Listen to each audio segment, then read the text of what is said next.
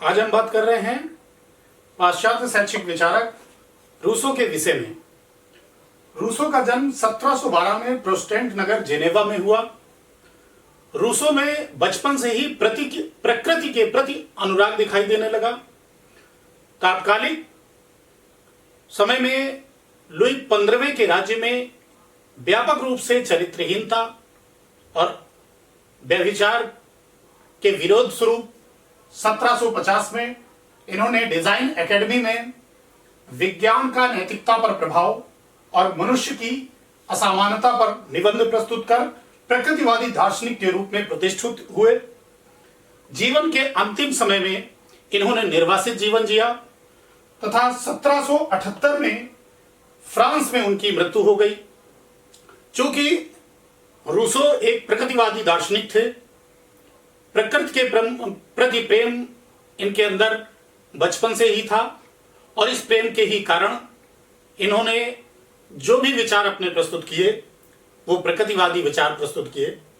इनकी मृत्यु के 25 वर्ष बाद जब फ्रांस की क्रांति हुई तो उस दौरान रूसो को क्रांतिकारी का दर्जा प्रदान किया गया। रूसो के शिक्षा के उद्देश्य, पहला उद्देश्य बालक को प्राकृतिक वातावरण प्रदान करना, अर्थात रूसो एक प्रकृतिवादी विचारधारा के दार्शनिक थे, तो ये चाहते थे कि बालक की शिक्षा प्राकृतिक वातावरण में हो, अर्थात शिक्षा इस प्रकार से होनी चाहिए जो पूर्णतः प्राकृतिक वातावरण में ले जाकर ही बालक को सिखाया जाना चाहिए। उसे किसी प्रकार से कृत्रिम वातावरण में शिक्षा प्रदान नहीं की जानी चाहिए। दूसरा है बालक के शारीरिक विकास में स्वाभाविकता हो, अर्थात शिक्षा का उद्देश्य बालक का शारीरिक विकास करना, तो शारीरिक विकास जो भी हो वो स्वाभाविक रूप से हो, किसी तरह से क्रिया की भांति जबरदस्ती शारीरिक विकास कराने की कोई भी व्यवस्था ना हो, बल्कि स्वयं बालक शारीरिक क्रियाओं से उछल कूद, खेल कूदना, दौड़ना, भागना, ऊंची कूद आदि चीजों के माध्यम से उसका स्वाभाविक रूप से शारीरिक विकास हो। बाल्यावस्था की शिक्षा अनुभवों पर आधारित हो। इन्होंने कहा है कि बाल्यावस्था में बालक जो भी शिक्षा प्राप्त करे वो अपने अनुभव के आधार पर प्राप्त करे, उसे किसी प्रकार से जबरदस्ती शिक्षा प्रदान नहीं की जानी चाहिए या नियंत्रित वातावरण में शिक्षा नहीं दी जानी चाहिए, बल्कि उसे स्वयं प्रकृति की गोद में जाकर बहुत सारी चीजों में क्रिया के द्वारा वो अनुभव प्राप्त कर लेगा।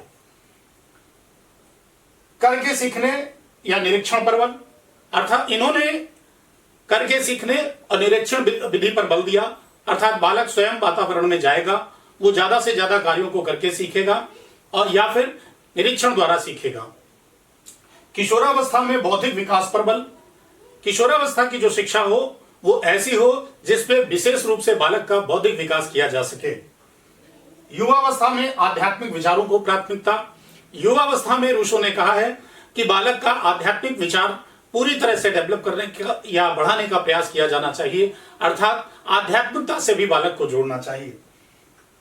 शिक्षा द्वारा पूर्ण व्यक्तित्व का विकास, शिक्षा इस प्रकार की होनी चाहिए कि बालक की व्यक्तित्व का पूर्ण विकास करने वाली हो, यानी बालक पूरी तरह से समाज में जीवन जीने के योग्य बन सके। रूसो के अनुसार पाठ्यक्रम बाल्यावस्था यानी 5 से 12 वर्ष के बालकों के लिए व्यायाम, खेलकूद, संगीत, कुश्ती, भाषा ज्ञान इन्होंने बताया। किशोरावस्था अर्थात 12 से 15 वर्ष की अवस्था के बालकों के लिए भूगोल, इतिहास, नागरिक शास्त्र, विज्ञान, संगीत, सामाजिक शास्त्र आदि विषयों का ज्ञान होना आवश्यक बताया है। युवावस्था के बालकों के लिए अर्थात 15 से 21 वर्ष के बालकों के लिए भाषा, साहित्य, इतिहास, भूगोल, अर्थशास्त्र, राजनीति शास्त्र आदि विषयों की शिक्षा देने की बात कही है। इनकी एक पुस्तक एमिल के 5वें भाग में स्त्री शिक्षा के विषय में लिखा है कि स्त्रियों के लिए शारीरिक विकास, सिलाई, कढ़ाई, संगीत, नृत्य आदि विषयों की शिक्षा दी जानी चाहिए।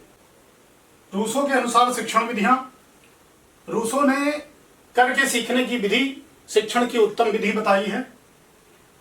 दूसरी विधि क्रिया पद्धति को अपनाया जाना चाहिए, अर्थात रूसो ने कहा है कि शिक्षा में क्रिया पद्धति को अपनाकर ही शिक्षा दी जानी चाहिए, बालकों से कार्य कराए जाने चाहिए।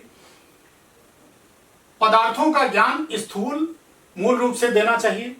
जो भी पदार्थ हैं उनका स्थूल और मूल रूप से ज्ञान प्रदान किया जाना चाहिए, यानी पदार्थों को दिखाकर, पदार्थों को टच कराकर, छुआकर उन्हें बताना चाहिए, ज्ञान दिया जाना चाहिए।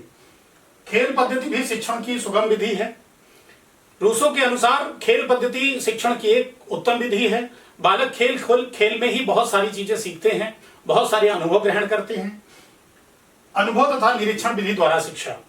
रूसो के अनुसार बालक को शिक्षा अनुभव एवं निरीक्षण के द्वारा प्रदान की जानी चाहिए। बालक को बहुत सारी चीजों का स्वयं अनुभव कराया जाना चाहिए तथा ले जाकर दिखाया जाना चाहिए। ये शिक्षण की उत्तम विधि हो सकती है। रूसो की जो रचनाएं बहुत पॉपुलर हुई वो हैं द सोशल कॉन्ट्रैक्ट और एमिल।